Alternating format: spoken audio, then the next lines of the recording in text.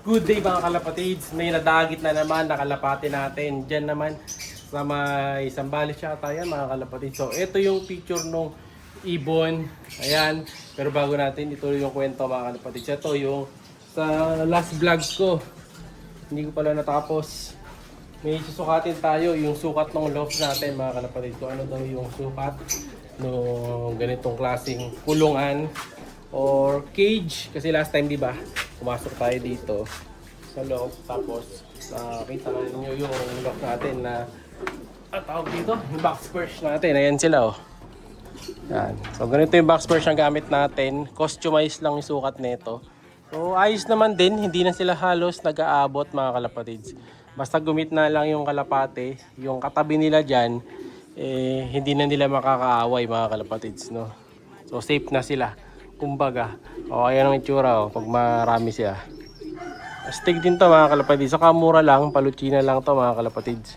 Ang tagal na namin gamit to, baka may 5 years na to. Kaso yung ilalim, binukbok. Eto. Ayan, nakalimutan ko pagpalitin. Dapat dyan sa ibabaw yan, hindi namin napagpalit eh. So dyan na lang napunta sa ilalim. Nung sa unang lock ko pa lang, ganyan na yan. May bukbok. Pero iba naman, wala naman. Pwede yung barnisan, yung iba pinipinturahan.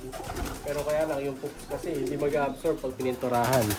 So ayan, okay naman mga kalapatids. Madalan lang linisin yung perch na yan once a month lang. Kasi nga hindi naman nababasa.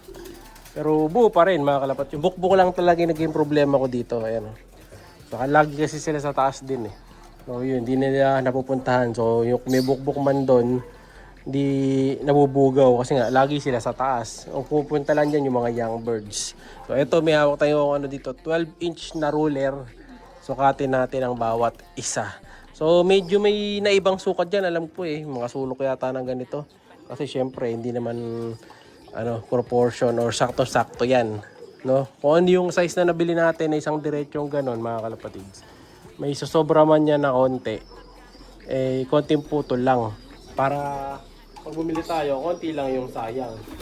Kaya hanggat maaari, kung ano yung nabili natin, hindi na natin puputulan dapat. Yun ang habulan na lang natin ng sukat. Tulad nito. So ayan, may kalapate. Simulan natin.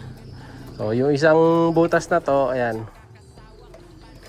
Pumalo siya ng halos 11 inch mga kalapatids. Mula sa dulo hanggang sa dulo. So 11 inch mga kalapatids. Yung height. And then yung lapad naman or width. So, pumatak naman siya ng 9. Mahigit. 9.3. Mga ganon, mga kalapatids. Ang inabot. Yan ang sukat. So, hindi pa, alam ko hindi pare-pareho to eh. O yan, tulad dito. Dito, lumiit, mga kalapatids. No, dito, nag-8 lang. O, nasa 8.7 to. Pero yung height niya, same. Ayun, 11, mga kalapatids. Same. So, hinabol lang talaga natin na mabuo tapos dinivide na lang mga kalapatids. Ito katulad nito, ito 9 mahigit. Samantalang dito 9 konti lang, no? Pero sa height same lang to. Ito medyo lumundo na lang yan mga kalapatids. Pero okay naman, di ba? At least tipid. Yung ganito kasi mahal. Ito, yung nakagilid na to, kadugsong talaga niyan, mahaba yan eh. Kaya lang hindi kasya sa loob. So naputol. So, may nahulog pa tayong stainless. Oh. Ito naman, kung gusto niyo naman stainless na perch, ito maganda. Ayan. So stainless to mga kalapatids, matul lang. So lalagyan natin yan dito. Ayan. Pinasabit lang naman to mga kalapatids. Yung ganito naman, ayan, meron siyang hook kabilaan. Oh, madumi lang yan mga kalapatids. Pero stainless yan. Pag sinonrox nyo yan, tanggal lahat yan. Saka matibay ito yung dikit nito hindi natatanggal. Gusto ko nakascrew yan. Alam ko, nakascrew. Ayun pala. Nakascrew sa ilalim. Pero yung screw hindi siya stainless. Yung pinakabakal. Ayan, stainless mga kalapatids. Ito siguro mga ko na to. 3 years, 4 years na natin gamit. No? So lalagay ko yung link nito para makabili kayo. Ayan. Sakto naman sa mga ibon, mga kalapatids. Oh, sakto lang, distansya lang. Lang to, extra lang to sa Dreamloft yan eh. So may pagpasobra lang ako, dito lang napunta, no? So ayan yung mga ibon natin. Sa kabila, ganun lang din mga kalapatids. So basically yung height, 11. And then yung width is 9. Yun ang size. So kung gusto nyo magpagawa ng ganyan, ganun lang. Hindi naman sundin yan.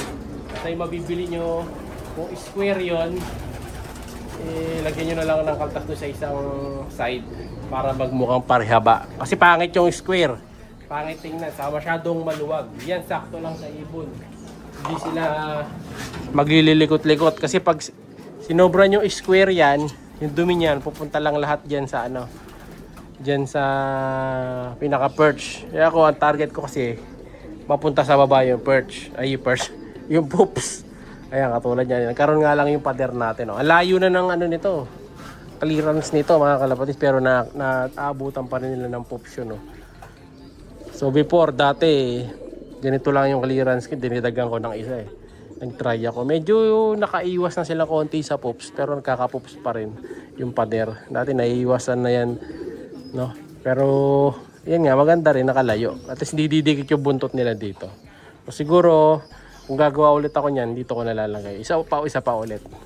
Kung maluwag naman yung loop. Ito kasi maluwag tong kulungan ko na to, mga kalapatids. Isang buong steel matting kasi yan. Yan yung isang haba na. Ito yung mukha na yan. Isang buong steel matting yan. Yun, retaso lang yun. Saka yun, retaso lang. So yan ang isang buo. Yan. May kaltas lang sa height yan. Pero yung magkabila ang gilid dyan, yan na yan. No? So hindi tayo nagpuputol kasi ng alangan nito. At laging ano si tatay, gusto niya yung walang nasasayang na mating. Yan, parang ito. Ayan, isang buo din yan, mga kalapatids. Na mating, naputo lang yan sa taas. Yung mga retaso, yun yung napunta sa mga ayan, katulad nito. Maliit na parts sa pinto. Diba? Doon napunta yun. So balik tayo dun sa ibon na nakahuli. So ang nahuli niyang ibon is may 03 na Madlalok TV. Yan yung perso ring ko, 03. Pero hindi ko pa sure kung sino. So ilalagay ko na lang sa record, mga kalapatid, dito sa screen. No? O kaya habol na lang natin ang video kung yun talaga sa atin. Tapos BCPC siya. Pero 03. Parang sok-sok, mga kalapatid, yata eh. So, sure. Pero hanapin natin yung may 03 na clip. Tapos BCPC yung ring number niya. So teka, kunin natin yung isa. Yung record book ko. Hanapin ko, mga kalapatid, siya. Tuloy natin tong video. Upon checking sa record, mga kalapatid, siya, makikita nga natin na nandito yung ring nung hinahanap natin. Na sinasabing ibon nga natin, mga kalapatids. Ayan, so nakalagay dito, pinasiter natin doon sa Alarcon X-Pastin. Pero yung line yan, hindi talaga yan. Pinasiter ko lang dyan. So nandito yung lahi sa ibabaw. So tinangpan natin. Ayan. So ito yung ibon, mga kalapatids. BCPC SD at 23 yun. So 2312518 tapos naka P35 na perso. So ano siya, bale, isa first scratch tapos naka break na yung kasunod na yan. Kasi dito natin nilalagay yung next na batch. Ayan, kita nyo katulad nito. Ayan, may ibon doon. Tapos dito break na siya. So ayan, legit. Sa atin yung ibon. Tingnan natin kung maibabalik or harapin ko yung nakakuha. Kung may ibon bili man sa atin, no? Check natin. Update ko na lang kayo, mga kalapatids. Pero ayan, legit sa atin yung ibon. Alright. Siya'y kalapatistang napakagaling na kinakilala.